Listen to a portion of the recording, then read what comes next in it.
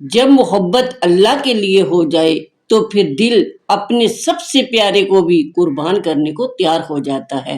بسم اللہ الرحمن الرحیم۔ الحمد للہ رب العالمین والصلاة والسلام علی سید الانبیاء والمرسلین وعلی آلہ واصحابہ اجمعین۔ قربانی صرف جانور ذبح کرنے کا عمل نہیں، بلکہ یہ ایمان، صبر، رضا اور اطاعت الہی کی وہ عظیم نشانی ہے جو حضرت ابراہیم علیہ السلام اور حضرت اسماعیل علیہ السلام کی سنت سے چمک رہی ہے۔ ایک رات حضرت ابراہیم علیہ السلام نے خواب دیکھا کہ وہ اپنے بیٹے کو اللہ کی راہ میں قربان کر رہے ہیں۔ حضرت ابراہیم علیہ السلام کبھی کبھار حضرت سارہ رضی اللہ تعالی عنہا کی اجازت سے سیدہ ہاجرہ اور حضرت اسماعیل علیہ السلام کو دیکھنے کے لیے تشریف لایا کرتے تھے۔ جب اسماعیل علیہ السلام کچھ بڑے ہو گئے تو ماہ ذو الحج کی 8ویں تاریخ کی شب حضرت ابراہیم علیہ السلام کو خواب میں حکم دیا گیا کہ اٹھو اور اپنے پیارے بیٹے کو خدا تعالیٰ کی راہ میں قربان کر دو۔ صبح اٹھے تو آپ سوچ میں پڑ گئے کہ کیا یہ حکم خدا بندی ہے یا ویسے ہی خواب ہے۔ اسی لیے 8 ذی الحج کو الترویہ یعنی کہ سوچ کا دن کہا جاتا ہے۔ اگلی شب پھر یہی خواب آیا تو آپ پہچان گئے یہ خواب بار بار آ رہا تھا اور وہ سمجھ گئے کہ یہ محض خواب نہیں بلکہ اللہ کا حکم ہے۔ تو ناظرین، آپ سوچئے ایک باپ جس نے بڑھاپے میں اولاد پائی اور وہ بھی ایسی اولاد جس کے آنے سے نسل نبوت کا دروازہ کھلنے والا تھا، اللہ نے اسی اولاد کو قربان کرنے کا حکم دیا۔ یہ وہ لمحہ تھا جہاں محبت پدری اور محبت الہی آمنے سامنے تھی، لیکن ابراہیم علیہ السلام نے فیصلہ کر لیا میرا رب سب سے بڑا ہے۔ اسی لیے 9ویں تاریخ کو عرفہ یعنی پہچاننے کا دن کہتے ہیں۔ ارشاد خداوندی کی تعمیل کے لیے آپ یوم الحر یعنی کہ 10ویں ذی الحج کو مکہ مکرمہ آ پہنچے۔ محمد بن اسحاق رحمۃ اللہ تعالی علیہ سے مروی ہے کہ حضرت ابراہیم علیہ السلام کا یہ معجزہ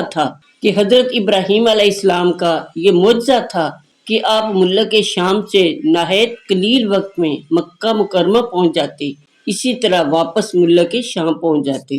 امام باحقی، ابن اسحاق، ابن جریر، عبد بن عمید، ابن ابی حاتم، ابن المنذر، امام السنہ رحمہم اللہ تعالی سے منقول و مروی مختلف النور روایات کے مفہوم کے مطابق مکہ مکرمہ پہنچ کر حضرت ابراہیم علیہ السلام نے حضرت سیدہ ہاجرہ رضی اللہ تعالی عنہا کو حکم دیا کہ وہ اسماعیل علیہ السلام کو تیار کر دیں۔ پھر دونوں باپ بیٹا جواری کعبہ سے میدان منا کی طرف روانہ ہو گئے۔ ادھر انسان کے ازلی دشمن شیطان کو یہ فکر لاحق ہوئی کہ اگر میں آج سیدنا حضرت ابراہیم علیہ السلام کے اہل بیت کو بہکا نہ سکا تو پھر شاید کبھی بھی بہکا نہ سکوں۔ چنانچہ وہ ایک دانا شخص کی شکل میں حضرت سیدہ ہاجرہ سلام اللہ تعالی علیہا کے پاس حاضر ہوا اور کہنے لگا، تمہیں معلوم ہے کہ ابراہیم علیہ السلام تمہارے بیٹے کو کہاں لے گئے ہیں؟ حضرت ہاجرہ علیہ السلام نے فرمایا، شاید لکڑیاں لینے گئے ہوں گے۔ شیطان بولا، نہیں، خدا کی قسم وہ تو تمہارے بیٹے کو ذبح کرنے کے لیے لے گئے ہیں۔ سیدہ ہاجرہ علیہ السلام نے فرمایا، یہ کیسے ممکن ہے؟ ابراہیم علیہ السلام تو اپنے بیٹے سے بے پناہ محبت فرماتے ہیں، پھر وہ ایسا کیسے کر سکتے ہیں؟ شیطان بولا، وہ سمجھتے ہیں کہ ان کو ذبح کرنے کا حکم اللہ تعالیٰ نے دیا ہے۔ قربان جاواں میں حضرت ہاجرہ رضی اللہ تعالیٰ عنہا دے جواب دوں۔ سیدہ ہاجرہ سلام اللہ تعالیٰ علیہا نے فرمایا، حکم خدا تعالیٰ پر تو میں سب کچھ قربان کرنے کو تیار ہوں۔ یہ تو ایک اسماعیل ہے، اگر 1000 اسماعیل ہوں اللہ کی رضا کے لیے قربان کرنے کو تیار ہوں۔ یہاں سے شیطان ذلیل و خوار ہو کر پلٹا تو سیدنا اسماعیل علیہ السلام کے پاس جا پہنچا۔ کہنے لگا، آپ اپنے والد محترم کے پیچھے پیچھے چل رہے تھے۔ شیطان نے پوچھا، اے اسماعیل، کہاں کا ارادہ ہے؟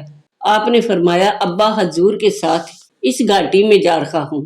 شیطان بولا، وہاں نہ جانا، اللہ تعالیٰ کی قسم یہ تمہیں ذبح کرنے لے جا رہے ہیں۔ آپ نے فرمایا، یہ کیسے ہو سکتا ہے؟ شیطان بولا، تمہارے والد سمجھتے ہیں کہ ان کو اس بات کا حکم اللہ تعالیٰ نے دیا ہے؟ آپ نے ارشاد فرمایا اگر یہ بات ہے تو نام خدا پر میں قربان ہونے کو تیار ہوں۔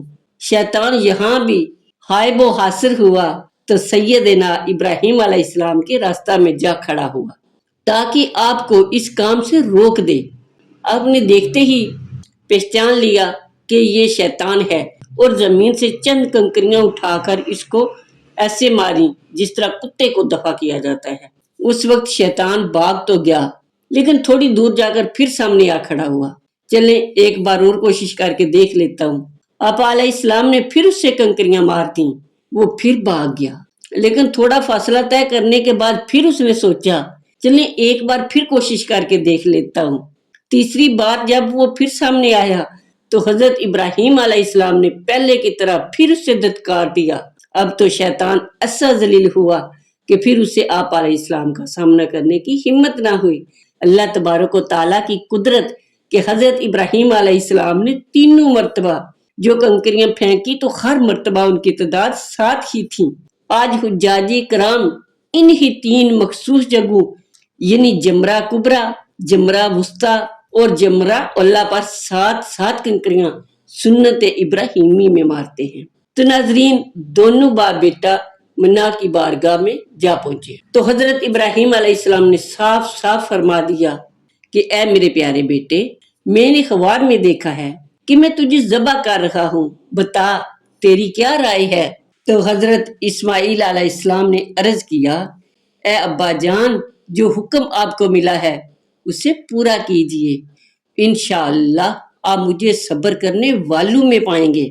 ذرا تصور کیجئے ایک کم عمر بیٹا اپنے والد کے سامنے رضامندی سے سر جھکا رہا ہے، کوئی چیخو پکار نہیں، کوئی گلہ نہیں، صرف یقین، صرف اطاعت، یہ ایمان کی معراج ہے۔ اللہ اکبر! اس پہکری تسلیم و رضا نے کس قدر پاکیزہ اور اعلیٰ جذبات کا اظہار کیا۔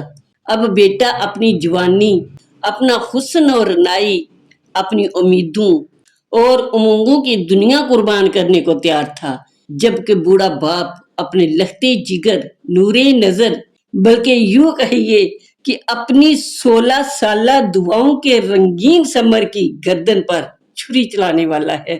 حضرت اسماعیل علیہ السلام نے چند وصیتیں عرض کی، ان میں سے ایک یہ بھی کہ اے بابا میرے ہاتھ پاؤں رسی سے باندھ دیجئے تاکہ میرے تڑپنے سے میرے خون کے چھینٹے آپ پر نہ پڑ جائیں، میرا چہرہ زمین کی طرف کر دیں اور اپنی آنکھوں پر پٹی باندھ لیں تاکہ باوقت ذبح میرا چہرہ دیکھ کر آپ کو ترس نہ آ جائے اور ثواب میں کمی نہ ہو جائے۔ اللہ اکبر! تو ناظرین بالکل ایسے ہی کیا گیا۔ پھر باپ نے بیٹے کی گردن پر چھری چلا دی مگر چھری نے کچھ بھی نہ کاٹا۔ بعض مفسرین کرام نقل فرماتے ہیں کہ حضرت ابراہیم علیہ السلام نے 2 مرتبہ چھری چلائی مگر اس نے کچھ نہ کاٹا۔ تیسری مرتبہ بھرپور قوت سے اللہ اکبر کہتے ہوئے چھری چلائی، وہ تو چل گئی اور گرم گرم خون سے ابراہیم علیہ السلام کا ہاتھ نہا گیا۔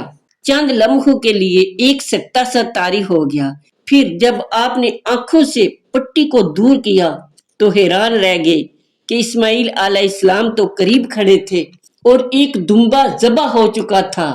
مانند ارشاد خداوندی ہوا، بے شک تو نے اے ابراہیم علیہ السلام اپنے خواب کو سچا کر دکھایا اور ہم ایسے ہی جزا دیتے ہیں نیکوکاروں کو۔ کتب سیر و تفاسیر میں ہے کہ حکم خداوندی سے یہ دمبا حضرت جبریل علیہ السلام لے کر گئے تھے اور انہوں نے ہی چھری کے نیچے سے اسماعیل ذبی اللہ علیہ السلام کو نکال کر دمبا رکھ دیا تھا۔ بعض کتب میں یہ واقعہ یوں درج ہے کہ جب حضرت سیدنا ابراہیم علیہ السلام نے اپنے بیٹے کی گردن پر چھری چلائی تو اللہ تعالیٰ نے اس کا رخ الٹا دیا اور ابراہیم علیہ السلام کو فرمایا بس ابراہیم بس، تم نے اپنا خواب سچا کر دکھایا ہے، یعنی تم دونوں باپ بیٹا امتحان میں کامیاب ہو گئے ہو، بے شک ہم نیکوکاروں کو اسی طرح بدلہ دیتے ہیں۔ اس کے ساتھ ہی جبریل امین علیہ السلام کو دمبا دے کر بھیج دیا کہ اے ابراہیم علیہ السلام بیٹے کی جگہ اب اس دمبا کو ذبح کر دو، تمہاری قربانی قبول ہوگی۔ باقی ناظرین اللہ تعالیٰ ہی بہتر جاننے والے ہیں۔ تو ناظرین یہ واقعہ صرف ایک کہانی نہیں، یہ ایمان کا امتحان ہے۔ قربانی کا اصل مقصد گوشت یا خون نہیں بلکہ دل کی نیت ہے۔ اللہ قرآن میں فرماتا ہے، سورۃ الحج آیت نمبر 37، جس کا ترجمہ اللہ تک نہ ان کا گوشت پہنچتا ہے نہ خون، بلکہ تمہارا تقوی یعنی نیت پہنچتی ہے۔ تو ناظرین ہم بھی ہر سال قربانی کرتے ہیں، مگر کیا ہم اپنے دل کی خواہشات کو قربان کرتے ہیں؟ کیا ہم اپنی انا کو ذبح کرتے ہیں؟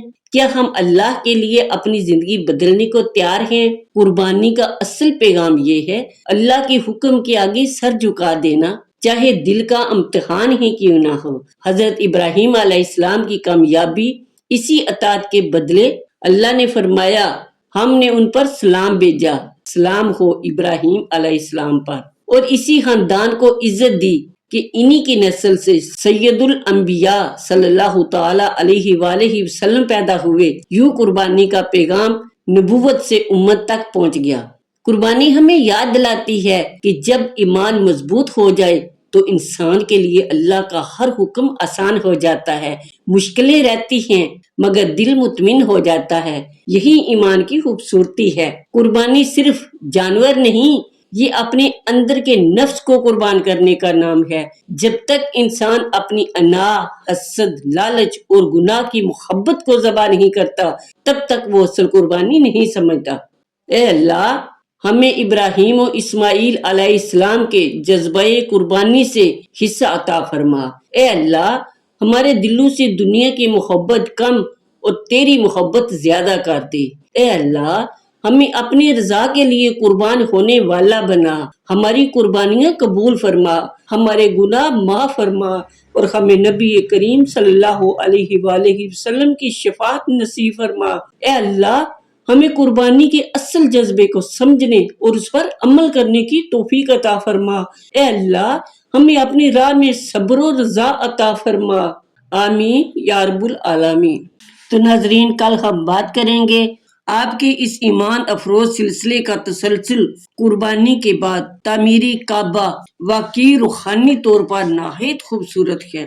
یہ وہ لمحہ ہے جب قربانی کے امتحان میں کامیابی کے بعد حضرت ابراہیم علیہ السلام اور حضرت اسماعیل علیہ السلام کو اللہ کے گھر کی تعمیر کا عظیم شرف ملا۔ تو ناظرین اسی امید کے ساتھ اجازت چاہوں گی کہ آپ کو میری آج کی ویڈیو پسند آئی ہوگی۔ اگر میری ویڈیو پسند آئی ہے تو اسے لائک کریں، شیئر کریں، چینل کو سبسکرائب کر لیں اور ساتھ لگے بیل آئیکن کو ضرور دبا دیں تاکہ ہماری ہر نئی آنے والی اسلامی معلوماتی ویڈیو سب سے پہلے آپ تک پہنچ سکے۔ السلام علیکم ورحمۃ اللہ۔